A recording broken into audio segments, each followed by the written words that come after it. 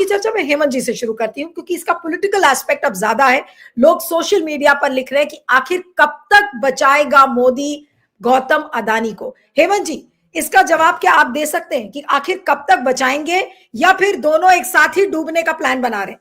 जी देखिए नीलू जी, नमस्कार। सबसे पहले आपके सारे दर्शकों को, पिछले 3-4 दिन का अगर आप घटनाक्रम देखेंगे तो मुझे लगता है कि कहीं ना कहीं भारतीय जनता पार्टी हो, मोदी साहब हो, अडानी हो, इन सब के बुरे दिनों की शुरुआत हो गई है। और इनकी शुरुआत अगर आप ध्यान करेंगी तो 3 दिन पहले जो विनोद तावड़े पकड़े गए थे वहां पर, जब देश के सामने, पूरे जनता के सामने नगद पैसे लेकर के पार्टी को मजबूत करते हुए बम्बे में, यही कहेंगे हम तो कि पार्टी को मजबूत कर रहे थे, सरकार लाने की संभावनाएं ला रहे थे, वहां से इसकी शुरुआत हुई थी। और उसके बाद जो अडानी का जो मामला आया है, देखिए एक बात हम सबको समझनी पड़ेगी कि ये जो इस बार जो मामला है वो किसी शॉर्ट सेलर का नहीं है, वो किसी हिंडनबर्ग का नहीं है, वो किसी इंटरेस्टेड पार्टी का नहीं है। वो, जैसा आपने उचित कहा इंट्रोडक्शन में, वो अमेरिकन एजेंसीज का है। उसमें एफबीआई भी इन्वॉल्व है, उसमें वहां का स्टॉक एक्सचेंज भी इन्वॉल्व है, उसमें वहां पे तमाम तरह की डॉक्यूमेंटेशन इन्वॉल्व है। तो ये इस चीज को राइट ऑफ कर पाना, इससे निकल पाना इतना आसान नहीं होगा, पहली बात तो ये है। और इसका जो आपने कहा, इसके फॉलोआउट्स क्या होंगे, इसके फॉलोआउट्स इतने गंभीर होंगे जिसकी इस देश ने, और खुद नरेंद्र मोदी या उन्होंने जो उनका पूरा वो है सिस्टम, इकोसिस्टम अडानी का, उन्होंने कल्पना भी नहीं की होगी। देखिए आज की तारीख में जो अडानी का सिस्टम है उसमें 70% जो इक्विटी है वो सारी की सारी फॉरेन इंस्टीट्यूशनल इन्वेस्टर्स की है, जो अमेरिकन है मोस्ट ऑफ देम। इस घटनाक्रम के बाद आपको क्या लगता है कि जो उनका पूरा जो ओपेक सिस्टम सामने आया है, ओपेक सिस्टम में कह रहा हूं अडानी का, उसके बाद कोई भी इंटरनेशनल इन्वेस्टर इनकी तरफ इन्वेस्ट करना तो छोड़िए, इनकी तरफ मुंह भी करेगा क्या? इन्होंने 3 दिन पहले बॉन्ड्स उगाही करने के लिए 5,000 करोड़ रुपए की कोशिश की थी, सारा मामला जानते हुए भी। ये भी पता था इनको कि 17 तारीख को, 17 अक्टूबर को कोर्ट में जा चुका है, टू कोर्ट हो चुका है, चार्जशीट जा चुकी है। उसके बावजूद भी इन्होंने 3 दिन पहले, आपको ध्यान हो, बॉन्ड्स रेज करने की कोशिश की 5,000 समथिंग करोड़ के, और फिर एंड टाइम पे जैसे ये खबर बाहर आई उसको विड्रॉ कर लिया। तो हिमाकत में कमी नहीं है, मिस एडवेंचर में कमी नहीं है, ऑडेसिटी में कमी नहीं है, लेकिन व्यवहारिक धरातल पर बातें कुछ और है। और वो व्यवहारिक धरातल क्या है नीलू जी? इस बार इनके बॉन्ड्स, इनकी फंड रेजिंग, इनके अंदर इनके शेयरों की खरीद फरोख्त, इनके इंस्टीट्यूशनल इन्वेस्टर्स कौन आएंगे? पहला सवाल, जब इतना बड़ा मामला सामने आ गया। और अमेरिकन एजेंसी छोड़ती नहीं है। ये कोई ये सोच रहा है कि ट्रंप आ जाएंगे वो बचा लेंगे, हर चीज की कॉस्ट है वहां पर। इंस्टीट्यूशंस जो वहां पर है, वहां वो पूरे वाइब्रेटिंग इंस्टीट्यूशंस है, हैपनिंग डेमोक्रेसी है। वो हमारी तरह नहीं कि वहां फलाने को फोन कर दो, फलाने उसको ये कर दो, ईडी के डायरेक्टर को बोल दो, सीबीआई को कह दो नीलू जी के यहाँ चली जाए, फलाने के यहाँ चली जाए। वहां ये सब नहीं होता है। कंक्रीट डॉक्यूमेंटेशन के ऊपर ये सारा काम हुआ है। और अडानी की समस्या केवल यहीं तक नहीं है। किसी भी बड़े जो उद्योगपति है, पहला उसका है कि वो फंड रेजिंग कहां से करेगा। तो वो इंटरनेशनली बहुत बुरे तरीके से एक्सपोज हो गए। पीछे उनके ऑडिट का भी मामला आपने देखा था कि ऑडिट फर्म ही छोड़ के भागी थी उनको। फिर हिंडनबर्ग वाले मामले को भी दबा गए थे। इस मामले को दबाना मोदी और उनके सिस्टम के लिए आसान नहीं होगा, चाहे ट्रंप आ जाए और चाहे कोई भी आ जाए। उसमें सबसे बड़ी दिक्कत क्या है कि अगर ट्रंप का कहीं ये इंक्लिनेशन भी चला गया कि वो मोदी की मदद कर रहे हैं, अडानी की मदद कर रहे हैं, तो उनके यहाँ इंपीचमेंट हो जाए। वहां तो स्थितियां ये होती है क्योंकि पैसा इन्वेस्टर का है, और इन्वेस्टर, क्योंकि वो जो देश है, वो जो इकोनॉमी है, वो उनका सिस्टम हमारी तरह नहीं है ना। हम तो we have become a banana republic for all practical purposes. हमारे यहाँ तो मोदी जी ने कुछ छोड़ा ही नहीं है, लेकिन वहां की जो स्थितियां हैं वो एकदम डिफरेंट है। अब इस पूरे खेल में आप देखिए, श्रीलंका में आपके डंका बजा, बांग्लादेश में अभी भी डंका बज रहा है, उससे पहले कोल माइन को लेकर ऑस्ट्रेलिया में डंका बजा था। अब ये रही सही कसर अफ्रीकन कंट्रीज, केन्या के अंदर भी होगी। संसद के अंदर किसी देश के उद्योगपति के बारे में इस तरीके से विदेशी एजेंसियों का नाम लेते हुए, तमाम लेते हुए, ये सारा कुछ कह रहा है। और एक से अधिक मामलों में फ्रांस के जो तत्कालीन राष्ट्रपति थे, उन्होंने जब राफेल वाला मामला आया था, क्या कहा था कि प्रधानमंत्री ने डायरेक्टली उनको कहा था कि फला को ये देना है ऑफसेट क्लॉज। बांग्लादेश के अंदर सामने आ चुका है, श्रीलंका के अंदर सामने आ चुका है। अब केन्या के अंदर जो घटनाक्रम कल हुआ, कितना छोटा सा देश है केन्या, और हमारे देश की खिल्ली उड़ रही है, और देश को बताया जा रहा है कि हमारा डंका बज रहा है। ये डंका नहीं बज रहा है, ये लंका लग रही है। और ये लंका इसलिए लग रही है कि इस देश के अंदर सबसे बड़ा, जो अगर दुनिया में कोई था, आज अगर हम 5वीं बड़ी इकोनॉमी है, तो वो किसी एक्स, वाई और जेड के कंट्रीब्यूशन के कारण नहीं है। हमारे जो इंस्टीट्यूशंस थे, फाइनेंशियल इंस्टीट्यूशंस, सेबी जो थी और तमाम जो चीजें थी, हमारे एक ट्रांसपेरेंसी नाम की चीज थी कि हर चीज एज पर लॉ होती है। आज तो सेबी के अंदर भी माधवी बुद्ध जैसे लोग बैठे हैं। 2200 करोड़ का घपला, 2200 करोड़ की रिश्वत कथित तौर पे हिंदुस्तान में दी जाती है। हिंदुस्तान में उसकी जांच नहीं होती है। सेबी को यह तक भी नहीं बताया जाता अडानी के द्वारा कि मेरी जांच चल रही है अमेरिका के अंदर, मेरे भतीजे के डॉक्यूमेंट सीज किए हैं उन्होंने, मेरा केस 17 तारीख को कोर्ट में चला गया है, कुछ नहीं बताया उसने। और अमेरिकन एजेंसीज बता रही है कि हिंदुस्तान के अंदर भ्रष्टाचार हो रहा है। आप कल्पना कर सकते हैं इस बात की। तो for all practical purposes Hindustan को एक बनाना रिपब्लिक के तौर पे इन्होंने बना दिया है।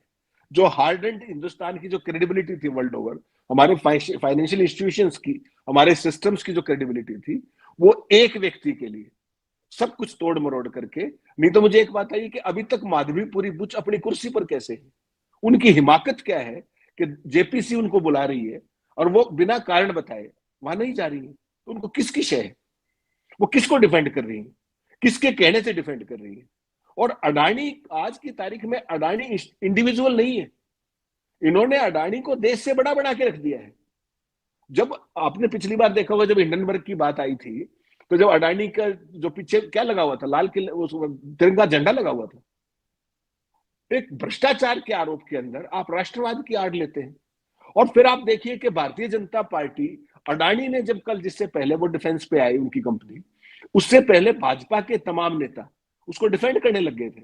और क्या कहा कि उसके अंदर ये लिखा हुआ है चार्जशीट के अंदर कि भाई अभी तक इनको दोषी नहीं ठहराया गया, केवल आरोप है। हिंदुस्तान में आप क्या करते हो, किसी के यहाँ सीबीआई ईडी चली गई, उससे पहले आप उसको दोषी साबित करके उसका मीडिया ट्रायल करके खत्म कर देते हैं उसको। हेमंत सोरेन का देख लीजिए आप, अरविंद केजरीवाल का देख लीजिए, कितने अपोजिशन के लीडर थे। तो ये आपका तो स्टैंडर्ड ऑपरेटिंग प्रोसीजर है। और अब आप अडानी को डिफेंड क्यों कर रहे हैं? मेरा तो ये समझ में नहीं आ रहा है। अडानी अपने आप को डिफेंड करे।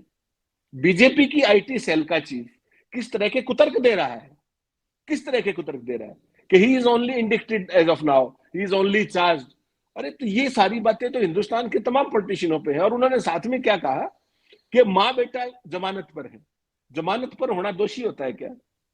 जमानत भी एक कोर्ट प्रोसेस का वो है। तो पूरी भारतीय जनता पार्टी ने पूरे देश की जो इंटरनेशनल रेपुटेशन थी उसका सत्यानाश करके और चौराहे पे टांग दिया है।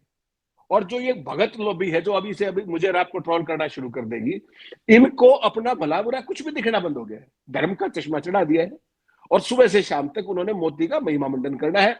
अडानी इनके माई बाप हो गए। अगर ये पूरी स्थिति है तो हिंदुस्तान में डेमोक्रेसी कहां बची, सिस्टम्स कहां बचे, कोर्ट्स कहां बचे, एजेंसीज कहां बची? क्या आपको नहीं लगता कि सेबी को इसकी जांच करनी चाहिए थी? सीबीआई ईडी आज तक क्यों नहीं गई अडानी के यहां पर? उनको ऊपर इतने बड़े बड़े आरोप लगे। केवल कल के दिन में 2.25 लाख करोड़ रुपए का नेटवर्थ कम हुआ है अडानी का। और हिंडनबर्ग के टाइम पे आपको ध्यान हो 12 से 13 लाख करोड़ का हुआ था। दुनिया के किसी और देश में इस तरह का घटनाक्रम होता, सरकार चली जाती। और यहां पर मोदी जी ट्वीट कर रहे हैं कि मुझे फलाने देश का सर्वोच्च राष्ट्र वो मिल रहा है, पुरस्कार मिल रहा है। ऐसे कुछ हुआ ही नहीं। आपकी वित्त मंत्री कहां है? आपकी सेबी चीफ कहां है? अभी तक मुंह खोला किसी ने? तो all your institutions they have been thrown to dustbin and that is what a banana republic is for all practical. Hemant ji, बहुत सारे सवाल है इस समय। कल बेशर्मों की तरह संबित पात्रा कल प्रेस कॉन्फ्रेंस कर रहा था और उस प्रेस कॉन्फ्रेंस में वो व्यक्ति ये कहता है कि attack on Adani is an attack on Indian share market, he is a wealth creator, how can you attack him? इस तरीके का गजब जिसको कहते हैं, बिल्कुल गजब एक्सप्लेनेशन वो भाई साहब बैठकर दे रहे थे। क्या वो ऐसी प्रेस कॉन्फ्रेंस वो अमेरिका में कर सकते हैं? पहला तो ये सवाल है। दूसरा ये सवाल है कि अब जो बीजेपी के एलाइज हैं, चंद्रबाबू नायडू, नीतीश कुमार, वो क्या चुप बैठे रहेंगे या फिर वो अब उनको भी लग रहा है कि अब बोलने की जरूरत नहीं है, देखा जाएगा, मोदी को निपटने दो? जो ये पूरी राजनीति है इस समय, क्या हो क्या रहा है बीजेपी के अंदर? मैं आपसे ये समझना चाह रही हूं कि इस समय ऐसा नहीं कि ब्रूट मेजोरिटी वाली बीजेपी है, ये वो बीजेपी है जो बैसाखी वाली बीजेपी है। इतना बड़ा डेवलपमेंट सामने आया है। How is Nitish Kumar going to react? How will Chandrababu Naidu react? In fact the biggest question is that what is Modi doing right now? Are there any closed door meetings? क्या बंद कमरे में कोई मीटिंग्स चल रही हैं? क्या उनको तलब करने की बात कही जा रही है? क्या हो क्या रहा है? सब कुछ दरवाजा बंद है, कुछ बाहर ही नहीं आ रही है खबर कि हो क्या रहा है आखिर। जी नीलू जी, एक तो आप जो है ना, ये जो डेफेमेटरी शब्द है बेशर्मों की तरह, इसको थोड़ा सा और रिफाइन कर लेते हैं इसके लिए एक बेहतरीन सभ्य शब्द शर्मनिरपेक्षता है, और शर्मनिरपेक्षता की पूरी प्रतीक आज की तारीख में भारतीय जनता पार्टी और उसके प्रतीक जितने भी प्रवक्ता हैं वो श्रम निरपेक्षता के नित नए प्रतिमान गढ़ रहे हैं। तो एक तो हमें डेफेमेशन से बचना चाहिए क्योंकि वो बहुत बड़े वाले शर्म निरपेक्ष है, तो उसमें थोड़ा सा मेरा एक आपसे आग्रह था। दूसरा जो आपने कहा कि इसके फॉलआउट्स क्या होंगे, फॉलआउट्स देखिए क्या है कि अमेरिकन जो चार्जशीट है उसमें देखिएगा आगरा का ऑफिसर नंबर 1 लिखा हुआ है। हिंदुस्तान में आपको क्या लगता है कि 2115 करोड़ रुपए की रिश्वत केवल अफसर खा सकते हैं? आपको लगता है ऐसा? किसने खाई होगी रिश्वत? बहुत साधारण सी बात है, कोई मुख्यमंत्री रहे होंगे उस स्टेट के, बाकी स्टेटों के भी। अब आपने कहा जो पॉलिटिकल सवाल है, आज की तारीख में मुख्यमंत्री के सामने क्या प्रॉब्लम है? अमेरिका में जांच शुरू हो गई है, देर सवेर छींटे यहां भी आएंगे, नाम सारे यहां भी आ जाएंगे सामने। वो तो उनके यहां तो जस्ट मैटर ऑफ टाइम है, सबके नाम आएंगे। वो गुप्ता जी अभी अमेरिका की जेल के अंदर सड़ी रहे, जो कनाडा के अंदर जो मर्डर और सारी चीजों के अंदर। एक भाई यादव यहाँ घूमता फिर रहा है, छुपता फिर रहा है, कोर्ट से जाके तमाम चीजें, वहां कोई नहीं बचेगा, सबके नाम आ जाते हैं। यादव को आपने बहुत दिन तक छुपाया, अल्टीमेटली नाम आ गया।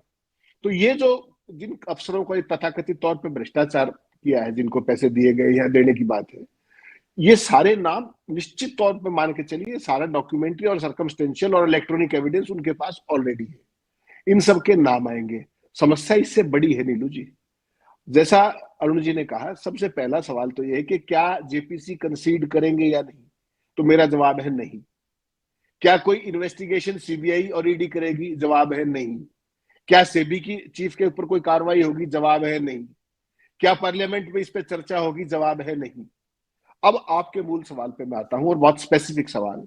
क्या जो आंध्र प्रदेश का मौजूदा मुख्यमंत्री है उसको इतनी सब बदनामी होने के बावजूद भी इस मामले की जांच करने का अधिकार दिया जाएगा? He will be more than happy to do it. उसका तो विरोधी है पिछला, लेकिन समस्या क्या है? अगर वो जांच करे तो फंसेगा कौन? अडानी, अडानी का भतीजा, अडानी के अधिकारी। क्या बीजेपी, शाह, मोदी और उनका जो आरएसएस है, क्या इसकी परमिशन देगा? जवाब है ना। आज की तारीख में आप कह रही हैं कि चंद्रबाबू नायडू क्या करेंगे? केवल कल तक का इंतजार कर लीजिए। कल 2 राज्यों के चुनाव के परिणाम आने हैं। अगर चुनाव जीत गए तो एक्शन ए होगा, अगर चुनाव के हार गए तो भी एक्शन ए ही होगा, क्योंकि अल्टीमेट फाइनेंसर और स्पॉन्सर ए ही है, दैट इज अडानी। संख्या आ गई तो भी अडानी, संख्या नहीं आई तो भी अडानी। तो अडानी को इन्होंने लार्जर देन लाइफ एस्टेब्लिश कर दिया है बीजेपी। और जी एक चीज और है, सॉरी टू इंटरप्ट यू, आपने देखा कि कल जो इंडाइटमेंट रिपोर्ट थी उसको जो मैं पढ़ रही थी उसमें बहुत सारे स्टेट्स का नाम है, उड़ीसा है, छत्तीसगढ़ है, तमिलनाडु है। अब छत्तीसगढ़ में उस समय भूपेश बघेल की सरकार थी, और ये सारी चीजों को क्या विपक्षी राज्यों के ऊपर तो नहीं पलट दिया जाएगा? कह रही देखिए अदानी तो विपक्षी राज्यों को भी घूस दे रहे थे। अरे पलटिए, अच्छी बात है, जम्मू कश्मीर भी है उसमें, पलटिए, उसमें कोई बुराई नहीं है, बुराई सामने आनी चाहिए, लेकिन क्या अडानी को एक्सपोज होने देंगे? सबसे बड़ा एक्सप्रेशन ये है। अगर अडानी का भ्रष्टाचार जिसके अभी एक मिनट, अरुण जी कहना चाह रहे हैं, आपके पास वापस आती हूँ। हाँ अरुण जी कुछ कह रहे हैं आप? जी नहीं, हम मैं ये कह रहा था जो कह रहे थे उन्हीं का मैं उसको मैं उस बात को बढ़ाना चाहता हूँ कि मेजर पोर्शन जो है ये दिया गया है आंध्र प्रदेश को, 75 to 80% जो घूस भी वहीं पर दी गई है। दूसरी बात है कि ये आंध्र प्रदेश ट्रांसमिशन पावर ने जो अग्रीमेंट किया है तो उसको वो पैसे देने हैं, तो ये जो है चंद्रबाबू नायडू के अंदर में आता है। जैसे कि ये पहले जेल गए थे तो जगन रेड्डी के कारण गए थे, तो अब चंद्रबाबू नायडू का बार्गेनिंग पावर बहुत बढ़ गया, क्योंकि उनके हाथ में अडानी का वो आ गया तोता, तो उसको वो जहां से बोलेंगे तो बोले मैं दबाऊं, तो नहीं छोड़ो, ये बात मैं। और रही और सब स्टेटों की तो बड़ा माइनर था। और बघेल साहब को कल मैंने सुना कहते हुए, बोले कि देखिए 24 में मैं नहीं था, ये 24 तक हुआ है, मेरे समय में नहीं हुआ। अब ये मैं नहीं जानता कि सही बोल रहे थे कि गलत बोल रहे थे। जब कल राहुल गांधी की जो प्रेस कॉन्फ्रेंस थी मैंने सुनी थी, आई एम श्योर हेमंत जी आपने भी देखा होगा कि राहुल गांधी से स्पेसिफिकली भूपेश बघेल को लेकर एक रिपोर्टर ने सवाल किया था, तो राहुल गांधी ने ये कहा कि भाई देखिए जिसको सजा देनी है वो दे, चाहे वो विपक्षी राज्यों की हो या फिर सत्तारूढ़ दल के क्यों ना हो। तो इसका मतलब it's very clear that Rahul Gandhi might just shrug of any responsibilities from Bhupesh Baghel. वो वैसे भी बहुत ज्यादा कुछ इस समय देने वाले नेता नहीं है पार्टी के लिए, तो हो सकता है कि पार्टी उनसे किनारा कर ले अगर ऐसा कुछ मामला आता है, क्योंकि इस समय कॉम्प्लिकेटेड है, इस चीज को लेकर समझनी जरूरी है। जी अकेला नीलू जी यहीं तक नहीं है, मेजर पार्ट इसका आंध्रा के अंदर है, तमिलनाडु के अंदर भी पार्ट है, छत्तीसगढ़ के अंदर भी पार्ट है, छोटा सा पार्ट राजस्थान में भी है, जम्मू कश्मीर में भी है। तो इसकी एक पैन इंडिया एक वो है समस्या। जो आपने कहा कि केंद्र के ऊपर क्या असर पड़ेगा, केंद्र के ऊपर सीधा सीधा असर ये पड़ेगा कि केंद्र इसमें कोई कार्रवाई नहीं करेगा। आज की तारीख में वो इससे बच निकलने की कोशिश करे। अगर कल चुनाव हार गई कहीं बीजेपी दोनों स्टेट्स के, तो अडानी और मोदी जी का आप ये मान के चलिएगा कि बहुत बड़े कष्ट के दिन आने वाले हैं।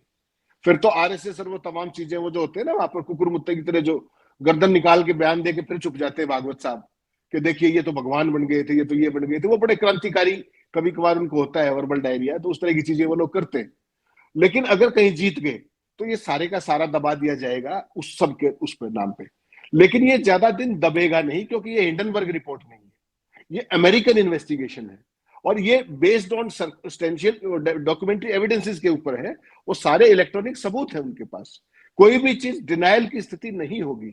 अब समस्या ये क्या है कि जो आपने कहा कि चंद्रबाबू नायडू, बिल्कुल ठीक कहा कि तोते की गर्दन उनके हाथ में आ जाएगी, लेकिन कहीं वो भी तो उनके तोते नहीं है, फाइनेंस तो उनको भी चाहिए।